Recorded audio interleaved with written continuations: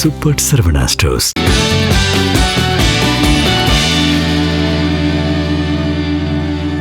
GeM TV நேயர்களுக்கு வணக்கம். நான் கசாலி.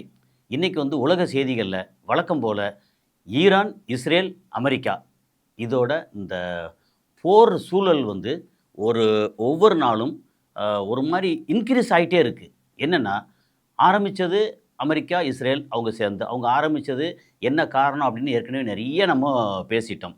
அதாவது அமெரிக்கா அப்படிங்கிற ஒரு நாட்டோட ஒரு சுயநலம், அதோட திமிரு தெனாவட்டு, அப்புறம் அதுக்கு அந்த மிடில் ஈஸ்டில் இருக்கக்கூடிய ஒரு வேட்டை நாய் அப்படின்னு சொல்லக்கூடிய இஸ்ரேல், இவங்களுடைய அராஜகத்தின் உச்சம்தான் இந்த ஈரானை அடித்தது.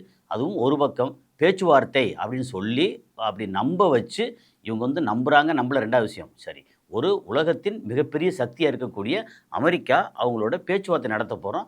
அவங்களுடைய டிமாண்ட் என்ன அப்படிங்கிறத ஏற்கனவே நிறைய பேசியிருக்கோம். இந்த ஒன்றா ஆரம்பித்து இந்த மாதிரி ஆட்டை கடிச்சு மாட்டை கடிச்சு மனுஷனை கடித்த கதையாக இங்கே பேச்சுவார்த்தையில் ரைட்டு ஓகே, ஒரு முன்னேற்றம் இருக்குது.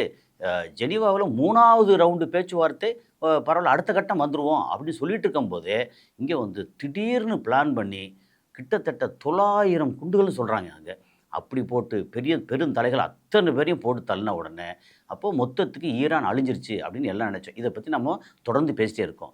இன்றைக்கி கரண்ட்டில் என்ன அப்படின்னா, இன்றைக்கி 12வது நாள், அதாவது பிப்ரவரி 28 இந்த போர் அப்படின்னா அராஜக போர் அப்படின்னு ஆரம்பித்தது. ஏன் அராஜகம் சொல்கிறேன்னா, அமெரிக்கா இஸ்ரேல் பண்ணது அராஜகம். நமக்கு ஈரான் வேண்டப்பட்டவங்க, அமெரிக்கா வேண்டப்படாதவங்க, இல்லை இஸ்ரேல் வேண்டப்படாத அப்படிலாம் ஒன்றும் கிடையாது. அது வேறு நாடுகள். அந்த நாட்டோட களச்சூழல், அப்புறம் அவங்களுடைய நடவடிக்கை, இதெல்லாம் வச்சு பார்க்கும்போது ஆரம்ப தவறு யார் மேலே அப்படின்னா கண்டிப்பாக இஸ்ரேல் அண்டு அமெரிக்கா இவங்க மேலே தான். ஏன்னா இவங்க தான் ப்ரீஎம்டிவ் ஸ்ட்ரைக் அப்படின்னு சொல்லி அடித்து அவங்க பிளான் என்ன, இந்த நாட்டை குட்டிச்சோராக்கிடணும், அந்த பெருந்தலைகளை தூக்கி போட்டு வேறு ஆளை வச்சு ஒரு பொம்மை அரசை அங்கே உட்கார வச்சு அமெரிக்காவோட இஷ்டத்துக்கு தலையாட்டுற மாதிரி வச்சிடணும் அப்படின்னு பிளான் பண்ணாங்க. அது நிறையா நாடுகளில் நடந்துச்சு. எப்படின்னா, நீங்கள் லிபியாவாக இருக்கட்டும், ஈராக்காக இருக்கட்டும், உதாரணத்துக்கு இந்த மாதிரி, அப்புறம் இப்போ வெனிசுலா, இங்கெல்லாம் நடந்துச்சு. ஆனால் ஈரான் அது உள்ளுக்குள்ளே, அது எப்படின்னா, ஈரான் ஒரு மலமுழுங்கி மாதிரி அமைதியாக இருக்கான். எவ்வளோ அடித்தாலும் கடந்த 4 வருஷத்தில் நீங்கள் ஈவன் இந்த 2.5 வருஷமாக அக்டோபர் 7, 2023 இப்போ இந்த பிரச்சனை வந்ததுக்கப்புறம் எப்படி ஹமாஸ் இஸ்ரேலில் போய் அடித்து 1200 பேரை கொன்று 250 பேரை பிணை கைதிகளாக பிடிச்சிட்டு போனாங்க இல்லையா. அப்போது அந்த நாள்லேருந்து அதுக்கப்புறம் இப்போ வரைக்கும் கிட்டத்தட்ட 2.5 வருஷம். இந்த 2.5 வருஷத்துக்கு மேலே என்ன நடந்துச்சு? இவங்க அந்த ஹிஸ்புல்லா தலைவர் அடித்தாங்க, ஹமாஸ் தலைவர் அடித்தாங்க, அதுக்கிட்ட செக்ரட்டரி அடித்தாங்க, அப்புறம் படைத்தலைவர் அடித்தாங்க, அதுக்கப்புறம் இந்த ஈரானுக்கு உள்ளே அடித்தாங்க. அதுக்கப்புறம் ஈரானோட முக்கியமான ஐஆர்ஜிஸோட முக்கியமான அசர்பைசானில் போய் இந்த டேமை திறந்துட்டு வரும்போது ஹெலிகாப்டர் விழுந்துச்சு. கேட்டால் நேச்சுரல், இது என்னமோ டிசாஸ்டர் அப்படி என்னமோ சொன்னாங்க. பழைய ஹெலிகாப்டர் யூஸ் பண்ண சொன்னாங்க. இவங்களுக்கு தெரியாதா? ஏன்னா ரிவர்ஸ் என்ஜினியரிங்கில் கில்லாடி இவங்க எல்லாம் இந்த மாதிரி இவ்வளோ தூரம் பண்ண ஆட்களுக்கு இவங்க என்னென்ன பண்ணுவான்னு தெரியாது. அது மாதிரி உள்ளுக்குள்ளே பார்த்தா மக்களோட மக்களாக சிஐஏ ஏஜென்ட்டும் மொசாட் ஏஜென்ட்டும் பயங்கரமாக கலந்து இந்த மக்களே நிறைய பேரை கன்வின்ஸ் பண்ணி அப்படி உளவு பிரிவை எல்லாத்தையும் ஆக்கி விட்டு யார் யார் என்ன நடக்கிறாங்க அந்த மூமெண்ட்டை பூரா கவனித்து அடின்னு அடித்து கடந்த பல வருடங்களாக 10-15 வருடங்களாக அடின்னு அடிச்சுக்கிட்டு இருக்காங்க. கடந்த 2.5 வருஷமாக ஈரானை ரொம்ப சோதித்தாங்க. ஆனால் அத்தனை சோதனையிலையும் இவங்க பதிலடி கொடுக்காம, அதாவது வேறு வழி இல்லை, ஈரானோட இதை எம்பசியை அடித்ததுக்கு திரும்ப ஒரே ஒரு ராக்கெட் ஒரு டைம் ஒரு ராக்கெட்டை அங்கே அனுப்பிச்சி விட்டாங்க இஸ்ரேலுக்கு. அதோட முடிஞ்சு. ஆனால் நேரத்தில் போன வருஷம் இந்த மாதிரி நீங்கள் என்ரிச் பண்ணுறீங்கன்னா ஒரு 12 நாள் போர், அதில் ஈரான் கை ஓங்கிருமோன்ற ஒரு சுச்சுவேஷனில் அமெரிக்கா தலையிட்டு, இத்தனைக்கும் அமெரிக்கா பங்கர் பஸ்டரும் போட்டிருக்காங்க. GBU-52 அது 14 குண்டில் போட்டால் சொன்னாங்க. அவ்வளோ போட்டதுக்கு அப்புறமும் அதுக்கப்புறம் ஓகே சமாதானம் அப்படின்னு அதுக்கும் சரின்னு சொன்னாங்க. காரணம் என்னென்னா, தன்னுடைய பலம் அது என்ன அப்படிங்கிறத சோதிக்கிறதுக்கு அவங்க பொறுமையாக இத்தனை வருஷம் கடந்த 20 வருஷமாக அது பொறுமையாக கையாண்டிருக்காங்க அப்படின்னு அர்த்தம். 12 நாள் யுத்தத்தில் ஈரான் கை ஓங்கிருமோ அப்படின்ற ஒரு சூழல் வரும்போது அமெரிக்கா போய் சமாதானப்படுத்தாங்க. இவங்களுக்கு எப்படின்னா தேவைப்பட்டுச்சு. ஏன்னா இவங்க என்ன தான் பண்ணுறாங்க, இஸ்ரேலோட பலம் என்ன பலவீனம் என்ன, அமெரிக்காவோட பலம் என்ன பலவீனம் என்ன, என்னென்னா இந்த ஈரான் இப்போ நம்ம வந்து ஒரு சாதாரணமாக வாட்ஸ்அப் யூனிவர்சிட்டியில் பட்டம் பெற்ற ஏகப்பட்ட மக்கள் அவங்களுக்கு வந்து எப்படின்னா ஈரான் வந்து வேணும்னு நினைக்கிறவங்க ஈரான் சார்பாகவே பேசுவாங்க, இஸ்ரேல் அமெரிக்கா வேணுன்ற இஸ்ரேல் அவங்க சார்பாகவே பேசுவாங்க. அப்படின்ற இடத்துல வந்து அவங்க ஈரானுக்கு அப்படி இல்லைல்ல, அவங்களுக்கு வந்து தெரியும் அமெரிக்காவோட பலம் என்ன, இஸ்ரேலோட பலம் என்ன, அவங்களோட பலவீனங்கள் என்ன, அதை வந்து 20 வருஷமாக ஸ்டடி பண்ணாங்க. அப்படி ஸ்டடி பண்ணி இப்போ வந்து போன 12 நாளில் அடித்தாங்க, சமாதானம், ரைட், ஓகே. அடுத்து என்ரிச் பண்ணுறோன்னு சொல்லிட்டே இருந்தாங்களா, அதை வந்து க்ளோஸ் பண்ணணும் அப்படின்ற இடத்துல இப்போ இன்றைக்கி கரண்ட் சுச்சுவேஷன், இன்றைக்கி 12வது நாள். இந்த 12வது நாளில் வந்து என்ன நடந்திருக்கு அப்படின்னா, ஈரான் பயங்கரமாக அடி வாங்கியிருக்கு, அதில் எந்த மாற்று கருத்து இல்லை. ஆனால் அதே நேரத்தில் ஈரான் திருப்பி அடித்த அடி இருக்கு இல்லையா, அது வந்து இந்த வாழ்க்கையில் இந்த இந்த அதாவது இஸ்ரேலோட சரித்திரத்தில் இதுவரைக்கும் அவங்க வாங்காத அடி. அதாவது லேசாக வந்து கால் உறைஞ்சிருக்கும், லேசாக எலும்பு முறிஞ்சிருக்கும் அப்படின்னு இல்லாமல் உடம்பு பூரா அடி. அடுத்து கிட்டத்தட்ட குற்றுயிரும் கொலையுரிமா, அதாவது மக்கள் ஏகப்பட்ட பேர் இருந்து செத்து போயிருக்காங்க. அதே நேரத்தில் இஸ்ரேலோட எக்கானமி பயங்கர படுபாதாளத்துக்கு போய் நிற்கிது. ஏன்னா இப்போ ஏற்கனவே சொல்லியிருக்கேன், இப்போ பிரச்சனை வந்து ஒருவேளை இதுக்கெல்லாம் இன்னும் ஒரு வாரத்துக்குள்ளே சமாதானம் ஏதோ ஒரு வழியில் ஆகணும். ஒன்று மொத்த ஈரானும் பஸ்பமாகி ஒரு மாதிரி ஆகணும், அப்போ தான் ஈரான் வந்து அடங்குவாங்க. ஈரான் வந்து அடங்குறதுக்கு வாய்ப்பே இல்லை. ஸோ இப்படி ஒரு சூழலில் ஏதோ ஒன்று சமாதானம் ஆயிடுச்சுன்னு வச்சுக்கோமே. அப்படி சமாதானம் ஆயிடுச்சுன்னா கடந்த 47 வருஷமாக பொருளாதார தடை போட்டு ஒரு மாதிரி ரொம்ப கஷ்டப்படுத்திக்கிட்டு இருந்த இந்த ஈரான் திரும்ப ஒரு 5 வருஷத்துலேயே எந்திரிச்சு வந்துடலாம். ஏன்னா சமாதானம் வரும்போது ஃபஸ்ட்டு என்ன சொல்லுவாங்க, எனக்கு வந்து 47 வருஷமாக நீங்கள் போட்டுக்க பொருளாதார தடை போகிற நீக்குங்க அப்படின்னு சொல்லிடுறாங்க. இப்போ வந்து இந்த ஹர்மோஸ் க்ளோஸ் பண்ண உடனே ரஷ்யாவுக்கு பெரிய ப்ளஸ் என்னென்னா, அவங்ககிட்ட எல்லோரும் என்ன வாங்கிக்கங்க, இந்தியா வாங்கிக்கங்க, யூரோப் வாங்கிக்கன்னு சொல்லிட்டாங்களா, அவங்களுக்கு கிட்டத்தட்ட பொருளாதார தடை இல்லை அப்படின்ற அளவுக்கு ரஷ்யா வந்து கொஞ்சம் ஓஹோன்னு வந்துட்டாங்க. இப்போ நேற்று முந்தா நேரத்துலேருந்து அதே மாதிரி இங்கே வந்து சமாதானம் வந்துருச்சுன்னா ஈரானோட கை ஓங்கிரும். அவங்களுக்கு வந்து நிலத்துக்கு உள்ளே இருந்து இந்த மாதிரி என்ன சொல்லுவாங்க, நம்ம ஃபாசில் ஃபியூயல் பெட்ரோலியம் ப்ராடக்ட் கிடைக்கிறனால அவங்க ஒரு 5 வருஷத்தில் வந்து அவங்க ரெக்கவர் ஆயிடுவாங்க.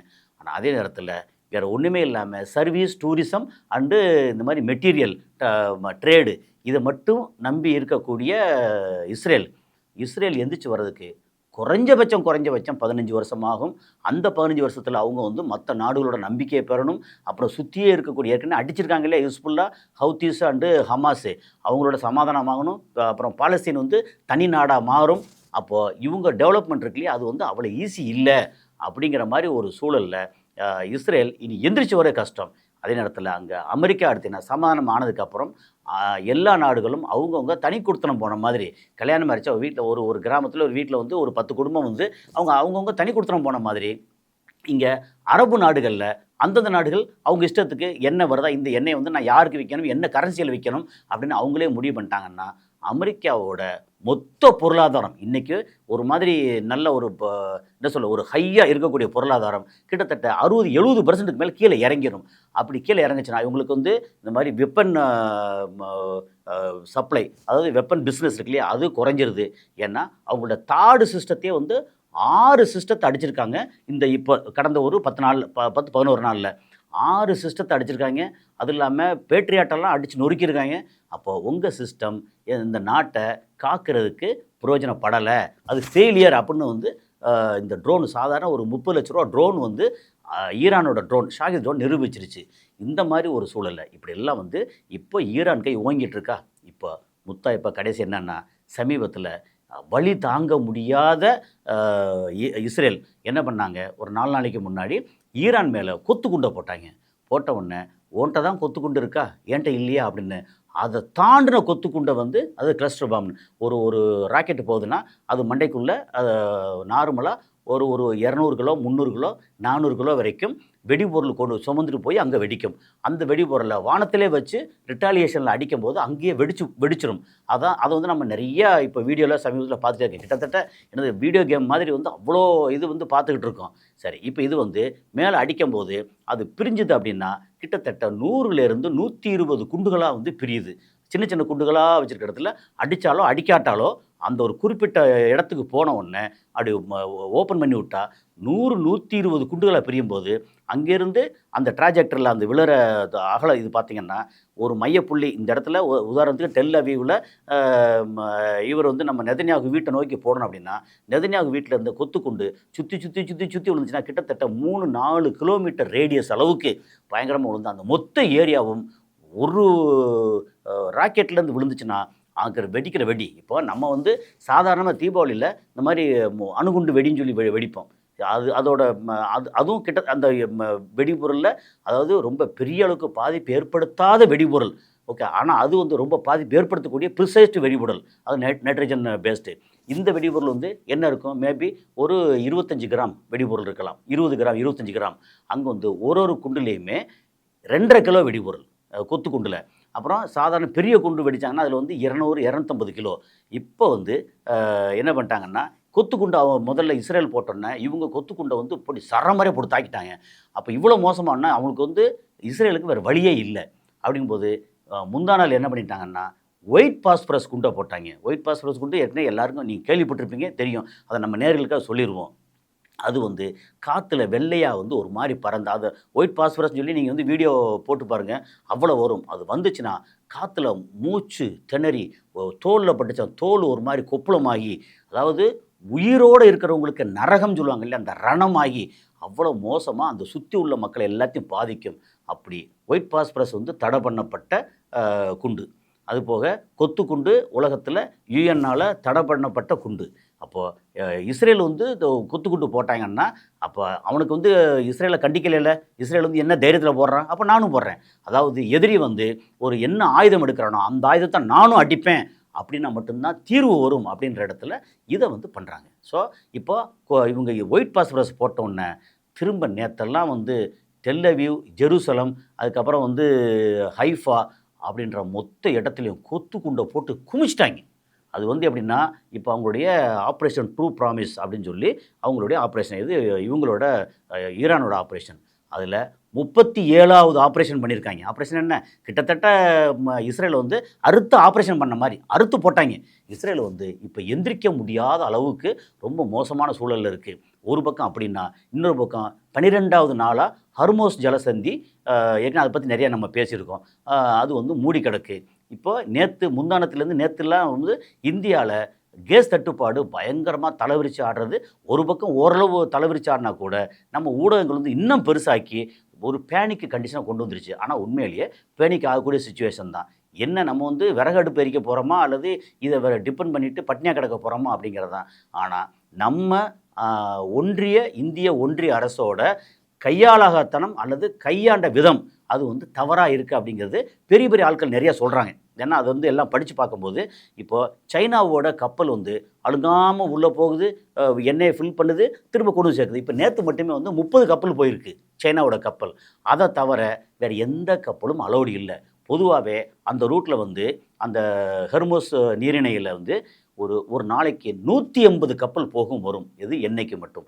ப்ளஸ் வந்து அங்கே உணவுப் பொருள், மற்ற வீட்டு உபயோகப் பொருள்னு சொல்லி ஏகப்பட்ட கப்பல் போகும். அத்தனை கப்பலும் நின்றுச்சு. அதனால் நமக்கு வந்து கேஸ் தட்டுப்பாடு, அப்புறம் பெட்ரோலியம் தட்டுப்பாடு, பெட்ரோல் டீசல் இதுக்கான தட்டுப்பாடு, குரூட் ஆயில் தட்டுப்பாடு வந்துருச்சு ஆல்ரெடி. அப்புறம் இங்கே ரஷ்யாவில் வந்து வாங்குறதுக்கு நம்ம பெரிய அண்ணன் அமெரிக்கா வந்து அலோவ் பண்ணியிருக்காங்க. அதுவே ஒரு இது வந்துருச்சு, ஒரு விமர்சனத்துக்கு உள்ளாயிருச்சு. அதையும் தாண்டி அங்கே வாங்கினா இன்றைக்கி ரஷ்யாவோட ஆயில் வந்து பயங்கர டிமாண்டு. இந்தியாவுக்கு கொடுக்க போகிறாங்களா, நிறையா வந்து எக்ஸஸாக வந்து சைனா கொடுக்க போகிறாங்களா, அப்புறம் யூரோப்பியன் கண்ட்ரி நிறையா வந்து க்யூவில் நிற்கிறாங்க. இந்த மாதிரி சூழலில் நமக்கு எவ்வளோ கோட்டா கிடைக்குன்னு ஒரு 90 லட்சம் பேரல் வந்து கொடுக்க போகிறதா சொன்னாங்க. அது கிளம்பி வந்துக்கிட்டு இருக்குது. ஆனால் அந்த 90 லட்சம் பேரல் நமக்கு வந்து பத்தாது.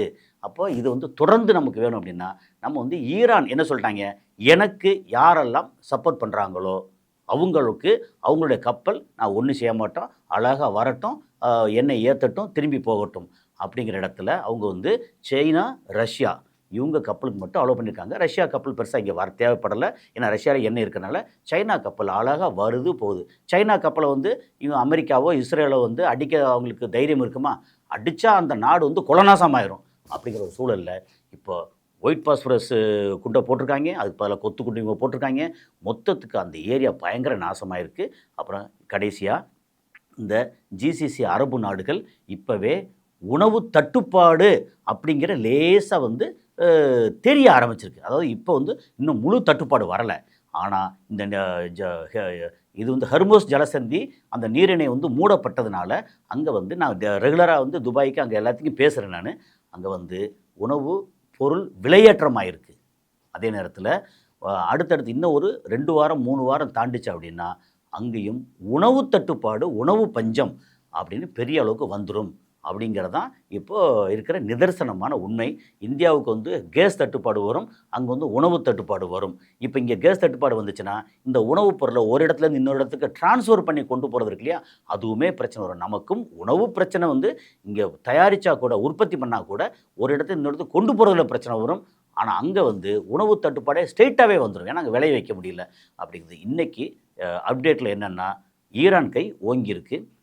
அமெரிக்கா இப்போ வரைக்கும் மிரட்டிகிட்டே இருக்காங்க. அப்புறம் இப்போ கடைசியாக என்ன சொல்லியிருக்காங்கன்னா, நாங்கள் சமாதானத்துக்கு வர தயார் அப்படின்னு ட்ரம்ப் வந்து ஒரு வழி இல்லாமல் வெக்கத்தை விட்டு கொஞ்சம் கீழே இறங்கி வந்திருக்காரு. நமக்கு எப்படின்னா, அவங்க சமாதானத்துக்கு ஒத்துக்கிட்டு இவங்க ஈரானோட டிமாண்ட், ஈரான் என்ன சொல்லிட்டாங்க, எங்களுக்கு பேச்சுவார்த்தைக்கு அமெரிக்காவை நாங்கள் நம்பலை அப்படின்ட்டாங்க. அந்த பேச்சுவார்த்தைக்கு தலைமை ஏற்கிறது யார் அப்படின்னு சொல்லி வச்சுன்னா ஆச்சரியமாக இருக்கும். அமெரிக்கா வந்து யார்கிட்ட கெஞ்சிருக்காங்க அப்படின்னா ரஷ்யாவோட புட்டின்கிட்ட கெஞ்சிருக்காங்க. ஏன்னா ரஷ்யாவை போட்டு தள்ளுங்கிறதுக்காகத்தான் உக்ரைன் மூலமாக அவ்வளோ தூரம் பட்டாங்க. இப்போ வந்து ரஷ்யாட்ட வெக்கத்தை விட்டு கெஞ்சிருக்காங்க. ரஷ்யா புட்டினுமே வந்து சரி ஓகே நான் பேசுகிறேன் அப்படின்னு ரஷ்யாவோட புட்டின் வந்து இந்த விஷயத்தை முன்னெடுத்திருக்கார் அப்படிங்கிறதான். ஸோ என்ன நடக்குதுன்னு அடுத்தடுத்த அப்டேட்டில் பார்ப்போம். நன்றி.